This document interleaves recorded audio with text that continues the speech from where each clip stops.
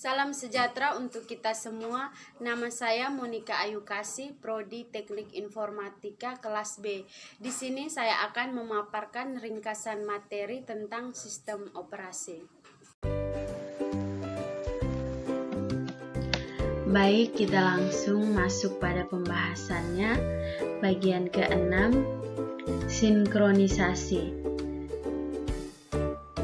Sinkronisasi mengacu pada salah satu dari dua proses yang berbeda, tetapi saling berkaitan satu sama lainnya.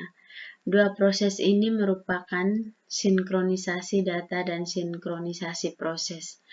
Sinkronisasi ini mengacu pada gagasan yang menjaga beberapa salinan dari dataset yang ada dalam koherensi antara satu sama lain. A. Definisi sinkronisasi. Sinkronisasi merupakan salah satu proses pengaturan jalannya beberapa proses pada waktu yang bersamaan untuk menyamakan waktu dan data supaya tidak terjadi inkonsistensi atau ketidakkonsistenan data akibat adanya akses data secara konkuren agar hasilnya bagus dan sesuai dengan apa yang diharapkan. Di sini sinkronisasi diperlukan agar data tersebut tetap konsisten. Pengertian dari sinkronisasi adalah akses bebarengan untuk berbagi dua bersama dapat mengakibatkan inkonsistensi data. Pemeliharaan konsistensi data memerlukan mekanisme untuk memastikan eksekusi dari proses kerjasama. Tujuan dari sinkronisasi itu sendiri ialah untuk menghindari terjadinya inkonsistensi data karena pengaksesan oleh beberapa proses yang berbeda, serta untuk mengatur urutan jalannya proses sehingga dapat berjalan baik dan sesuai apa yang diharapkan. Adapun manfaat sinkronisasi pada sistem operasi adalah 1. Adanya akses data yang sama yang dilakukan secara bersamaan bisa saja menyebabkan data menjadi tidak konsisten. 2. Agar semua data yang ada tetap konsisten membutuhkan mekanisme agar bisa dipastikan proses eksekusi berjalan. 3. Adanya race condition yang merupakan kondisi di mana beberapa proses mengakses dan memanipulasi data secara bersamaan akan membuat nilai terakhirnya nanti bergantung dari proses mana yang duluan diakhiri. B. Race condition merupakan situasi di mana beberapa proses mengakses dan memanipulasi data set untuk menghindari race condition. Proses-proses secara bersamaan harus disinkronisasikan secara bersamaan. Dalam beberapa sistem operasi, proses-proses yang berjalan bersamaan mungkin untuk membagi beberapa penyimpanan umum. Masing-masing dapat melakukan proses baca, read, dan proses tulis, write. Untuk mengetahui bagaimana komunikasi antar proses bekerja, mari kita simak sebuah contoh sederhana, sebuah print spooler. Ketika sebuah proses ingin mencetak sebuah berkas, proses tersebut memasukkan nama berkas ke dalam sebuah spooler direktori yang khusus. Proses yang lain, printer diamond secara periodik memeriksa untuk mengetahui jika ada banyak berkas yang akan dicetak, dan jika ada berkas yang sudah dicetak dihilangkan namanya berkasnya dari direktori. C. Critical sections adalah sebuah segmen kode di mana sebuah proses memiliki sumber daya bersama yang diakses terdiri dari 1.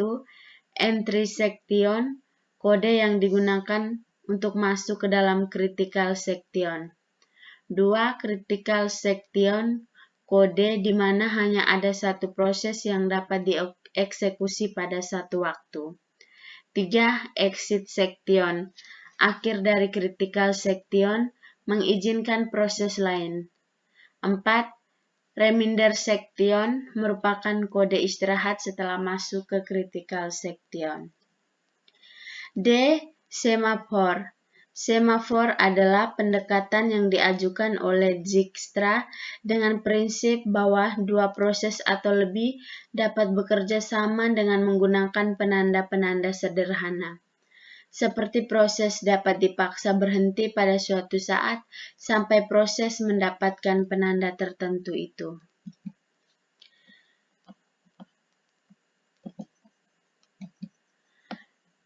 Sembarang kebutuhan koordinasi kompleks dapat dipenuhi dengan struktur penanda yang cocok untuk kebutuhan itu. Variabel khusus untuk penanda ini disebut semafor.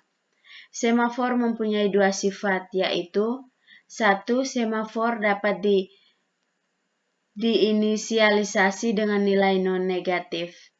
2. Terdapat dua operasi terhadap semafor, yaitu down dan up. Usulan asli yang disampaikan Dijkstra adalah operasi P dan V. Bagian ke-7. Deadlock. Misalkan pada suatu komputer terdapat dua buah program, sebuah tape drive dan sebuah printer. Program A mengontrol tape drive, sementara program B mengontrol printer. A. Definisi deadlock. Deadlock yang mungkin dapat terjadi pada suatu proses disebabkan proses itu menunggu suatu kejadian tertentu yang tidak akan pernah terjadi. Dua atau lebih proses dikatakan berada dalam kondisi deadlock bila setiap proses yang ada menunggu suatu kejadian yang hanya dapat dilakukan oleh proses lain dalam himpunan tersebut. Contoh berikut ini terjadi pada sebuah persimpangan jalan. Beberapa hal yang dapat membuat deadlock pada suatu persimpangan, yaitu terdapat satu jalur pada jalan. Mobil digambarkan sebagai proses yang sedang menuju sumber daya. Untuk mengatasinya, beberapa mobil harus mundur. Sangat memungkinkan untuk terjadinya starvation atau kondisi proses tak akan mendapatkan sumber daya. B. Strategi menghadapi deadlock. Strategi untuk menghadapi deadlock dapat dibagi menjadi 3 pendekatan, yaitu 1. Mengabaikan adanya deadlock. 2. Memastikan bahwa deadlock tidak akan pernah ada, baik dengan metode pencegahan, dengan mencegah 4 kondisi deadlock agar tidak akan pernah terjadi. Metode menghindari deadlock, yaitu mengizinkan 4 kondisi deadlock, tetapi menghentikan setiap proses yang kemungkinan mencapai deadlock. 3. Membiarkan deadlock untuk terjadi. Pendekatan ini membutuhkan dua metode yang saling mendukung, yaitu A. Pendeteksian deadlock, yaitu untuk mengidentifikasi ketika deadlock terjadi. B. Pemulihan deadlock, yaitu untuk mengembalikan kembali sumber daya yang dibutuhkan pada proses yang memintanya. C. Mencegah deadlock. Metode ini merupakan metode yang paling sering digunakan. Metode pencegahan dianggap sebagai solusi yang bersih dipandang dari sudut tercegahnya deadlock. Tetapi pencegahan akan mengakibatkan kinerja utilisasi sumber daya yang buruk. Langkah yang digunakan adalah dengan spooling sumber daya, yaitu dengan mengantrikan job-job pada antrian dan akan dilayani satu-satu. Beberapa masalah yang mungkin terjadi adalah 1. Tidak semua dapat di-spool. Tabel proses sendiri tidak mungkin untuk di-spool. 2. Kompetisi pada ruang disk untuk spooling sendiri dapat mengarah pada deadlock. Langkah yang digunakan adalah dengan membuat proses agar meminta sumber daya yang mereka butuhkan pada awal proses, sehingga dapat dialokasikan sumber daya yang dibutuhkan. Namun jika terdapat sumber daya yang sedang terpakai, maka proses tersebut tidak dapat memulai prosesnya. Masalah yang mungkin terjadi. 1. Sulitnya mengetahui berapa sumber daya yang dibutuhkan pada awal proses. 2. Tidak optimalnya penggunaan sumber daya jika ada sumber daya yang digunakan hanya beberapa waktu dan tidak digunakan, tetapi dimiliki oleh suatu proses yang telah memintanya dari awal.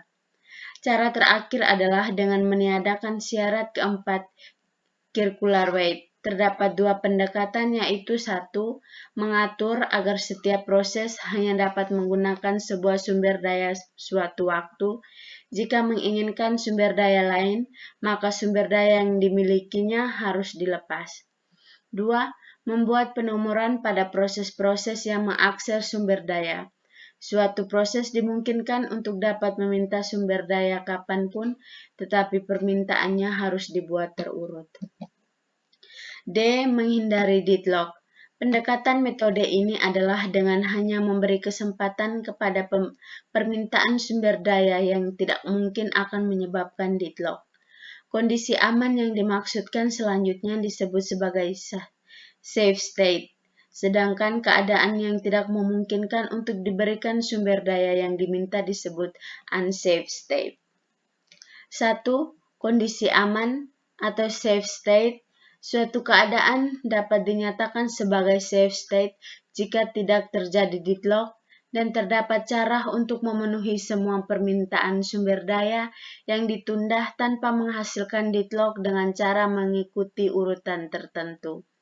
2. Kondisi tak aman atau unsafe state. Suatu state dinyatakan sebagai state tak selamat atau unsafe state jika tidak terdapat cara untuk memenuhi semua permintaan yang saat ini ditunda dengan menjalankan proses dengan suatu urutan. Baik, hanya itu sedikit penjelasan dari saya. Sekian dan terima kasih.